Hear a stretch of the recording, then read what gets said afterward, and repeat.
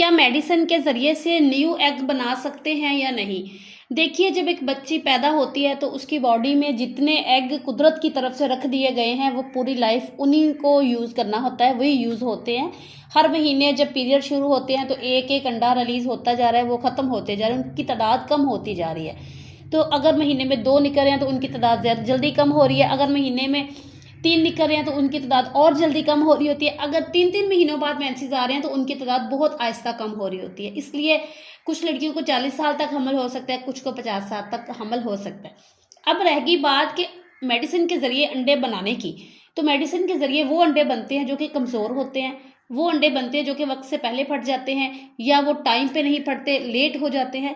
तो ऐसे अंडे मेडिसिन के ज़रिए ठीक हो सकते हैं, लेकिन जो कि कुदरती तौर पर आपके अंडे है ही नहीं है, या आप मेनोपॉज़ में चले गई हैं, अंडे आपके ख़त्म हो चुके हैं, तादाद आपकी अंडों की थी जो कुदरत की तरफ से वो कम हो गई है, तो फिर मेडिसिन के ज़रिए से आप नए अंडे नहीं बना सकते। हाँ, अगर अंडे मौजूद हैं लेकिन मैच्योर नहीं हो रहे, फिर आप मेडिसिन के ज़रिए इनको ठीक कर सकते हैं, मैच्योर कर सकते हैं और ओव्यूलेशन के लिए तैयार कर सकते हैं।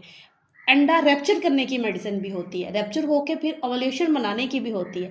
लेकिन जो कुदरत का काम है, अंडे जितने बॉडी में कुदरत ने रखने थे, हर लड़की की एक ही क्वांटिटी हो या कम या ज़्यादा हो, लेकिन हर लड़की को बचपन से ही पैदाइश के बाद जितने अंडे उनकी ओवरीज में मौजूद होते हैं, छोटे छोटे छोटे छोटे, वो वक्त के साथ साथ मैच्योर होते हैं, ठीक है, और वो उतने ही रहते हैं, एक एक करके मैच्योर हो के निकलता जाता है।